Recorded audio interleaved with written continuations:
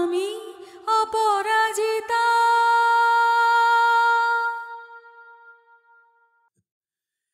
কিন্তু মন্দি বিয়ে হয়ে আপনার বাড়িতে তো আসছে না। আমরা হলাম বদ্যি বামুন আর আপনারা হলেন খাঁটি বামুন। এই সম্পর্ক তো কখনো হয় না। তুমি তুমি বললে আমি বাইরের কারোর সাথে কোনো কথা বলবো না, কোনো সম্পর্ক রাখবো না। তুমি তুমি যা বলবে আমি তাই করব। তুমি তুমি বললে আমি বাইরের কারোর সাথে কোনো কথা বলবো না, কোনো সম্পর্ক রাখবো না।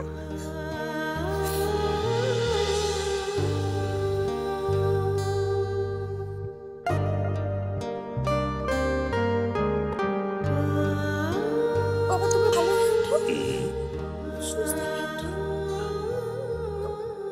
একবার একবারের জন্য না হয় আমার জন্য।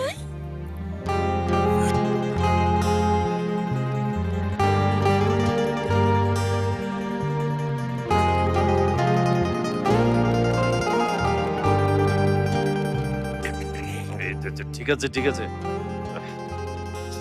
আমি এখন বিশ্রাম নেব। মাথাটা কেমন আমি আমার ঘুম পাচ্ছে।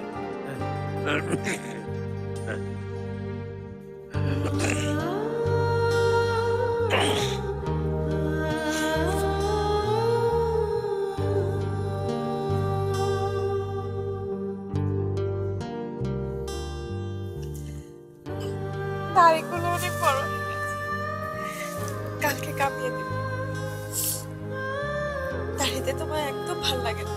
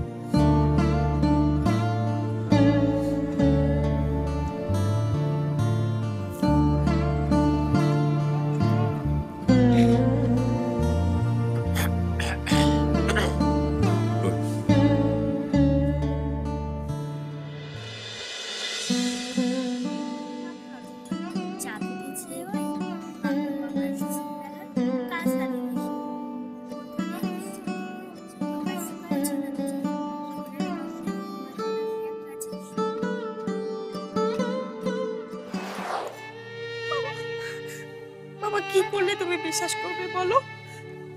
তুমি তুমি যা বলবে আমি তাই করব। তুমি তুমি বললে আমি বাইরের কারোর সাথে কোনো কথা বলবো না, কোনো সম্পর্ক রাখবো না।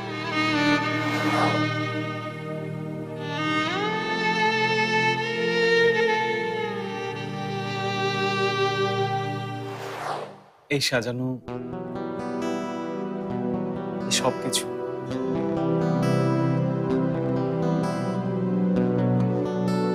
সবকিছু করেছি আর ভেবেছি তোমার পছন্দ হবে তো।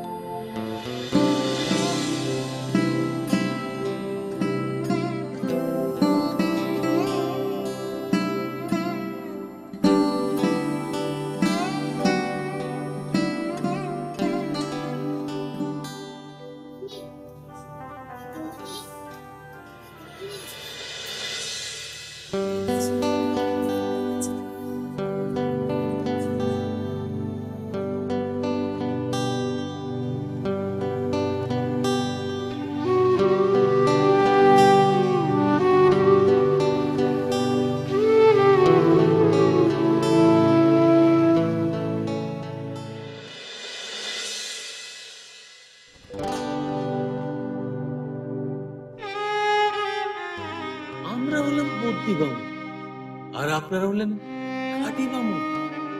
এই সম্পর্ক তো কখনো হয় না।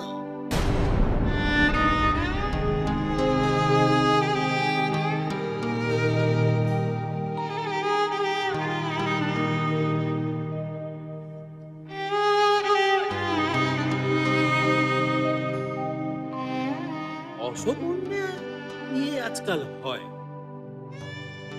কিন্তু আমি বেঁচে থাকতে তো আমার সংসারে সেটা হতে দেয়া যায় না।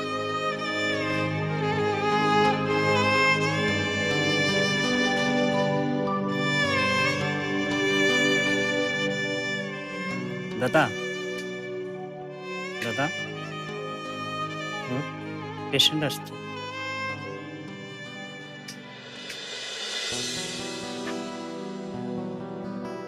হ্যাঁ, ওঠে।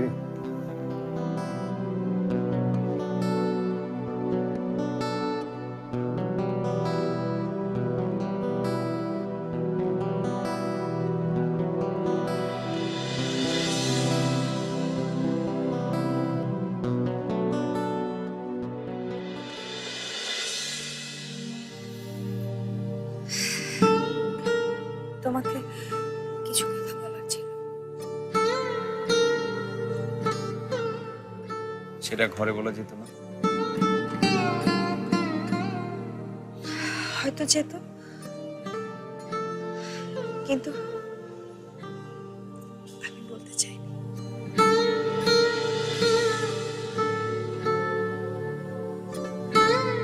কথাগুলো বলার জন্য এই ঘটনাটা খুব দরকার ছিল।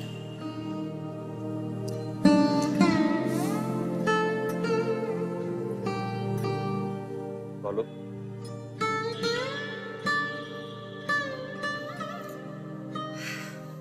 আমার মনে হয় আমাদের কিছু সিদ্ধান্ত নেওয়ার সময় এসেছে। যেমন?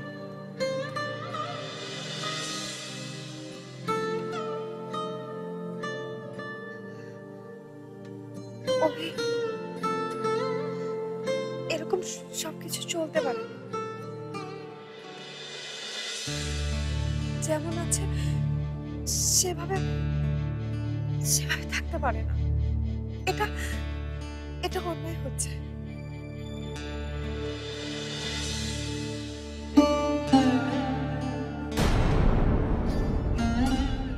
তুমি কিসের কথা বলছো বুঝতে পারছি না। কে কার উপর অন্যায় করছে?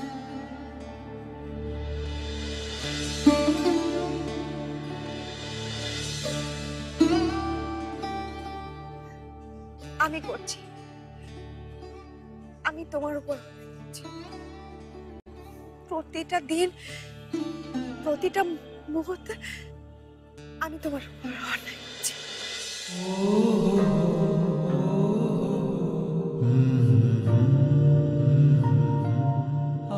আমি এখনো বুঝতে পারছি না। আমাকে তুমি পুরোটা বুঝিয়ে বলো। তুমি আমাকে সব বলো। তুমি তুমি জানো তো সবটা। আমাকে আমাকে বলে দিতে হবে। আমার জানা আর তোমার জানা মেলবি বলে তো মনে হয় না। তুমি তোমারটাই বলো। অভি, আমি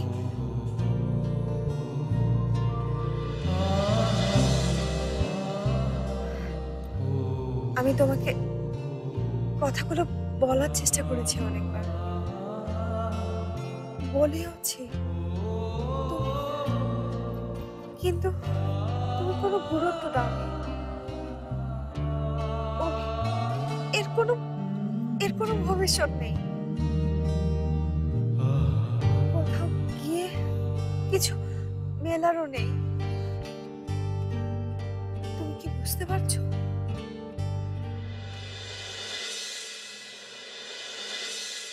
না, আমি বুঝতে পারছি না।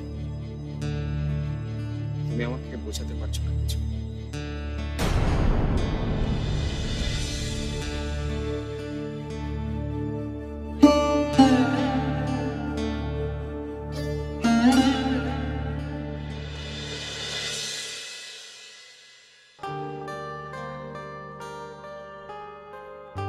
সেদিন তুমি যেতে বললে তোমার নতুন চেম্বার দেখতে,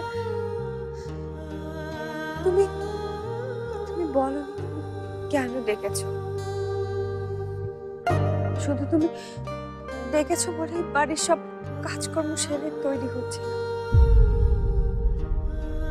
তুমি রাস্তায় দাঁড়িয়ে আছো ভেবে ঝর্ণাকে মাসির কাছে দিয়ে বের হচ্ছিল। আমি মাসিকে কিছুই বলি, কিন্তু ও ঠিকই বুঝেছে আমি তোমার সঙ্গে দেখা করতে এসেছিলাম। বের হওয়ার আগে মাসি একটা কথা বললো আমাকে, ওর মতো করে হয়তো বললো, কিন্তু কথাটা সত্য ছিল, খুব বড় একটা সত্য। কথাটা হয়তো আমার মনের মধ্যে লুকিয়ে থাকা কথা,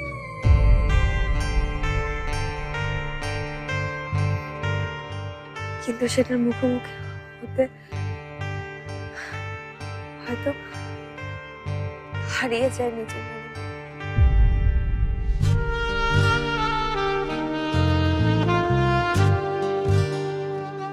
মাসি বলল,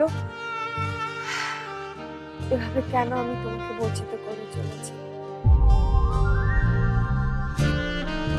দিনের পর দিন কথাটা মনে মনে হয়তো আমিও ভেবেছি,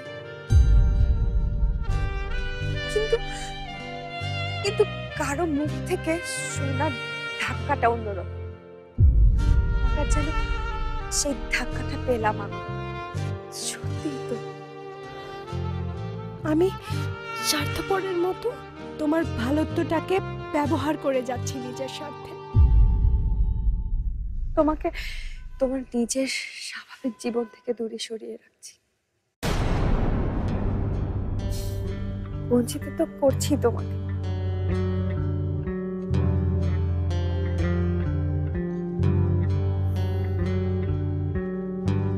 আর সেই স্বাভাবিক জীবনের ডেফিনিশনটা কি তোমার কাছে?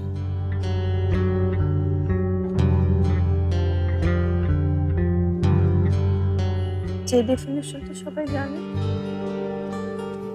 একটা জীবনে মানুষ স্বাভাবিক যা যা চায়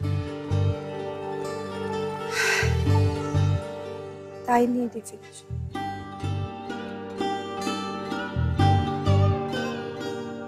কি চাই মানুষ? কি চায়? একটা সুখের জীবন,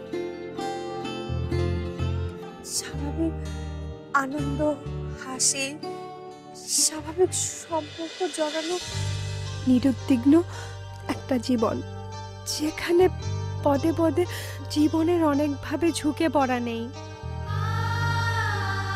যেখানে সম্পর্কের নির্দিষ্ট কোনো গতিপথ নেই, যেখানে শুধু না পাওয়ার দীর্ঘশ্বাস নেই। এটা তোমার মত। তোমার মতে এগুলো আমার জীবন স্বাভাবিক চাই। শুধু শুধু আমার মতে না, স্বাভাবিক মতে। স্বাভাবিক মতে এগুলো জীবনের স্বাভাবিক চাহিদা। আর একটা কথা তুমি ভুলে যাচ্ছ, জেঠিমারও তো তোমাকে নিয়ে অনেক স্বপ্ন আছে, তোমাকে ঘিরে নিজের সংসার নিয়ে স্বপ্ন আছে। সেগুলোকে তো তুমি অস্বীকার করতে পারো না, আর সেগুলো পূরণের দায়িত্ব কিন্তু তোমার।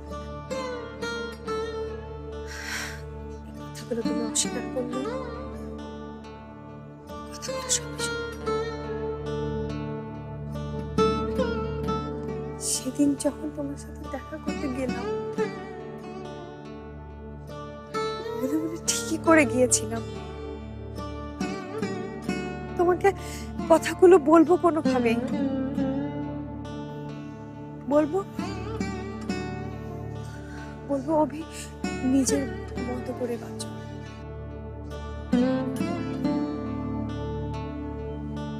আমাকে আমাকে অপরাধী করে রেখো না। নিজের জীবন সুন্দর করে সাজিয়ে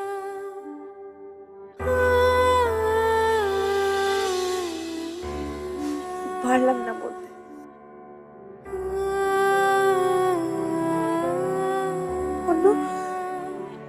অনেকবারের মতো দুর্বল হয়ে গেল।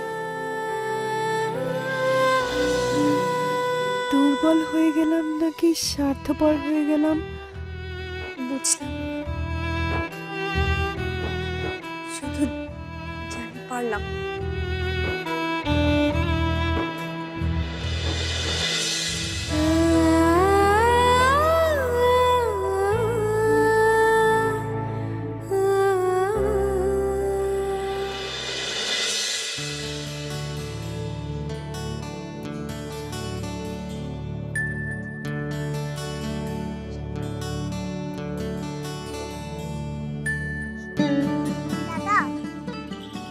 দাদা, দাদা, আমার অঙ্কটা করে দে না।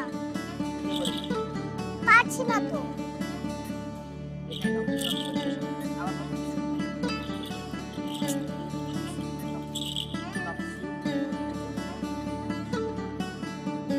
আমি দিদির কাছে যাই।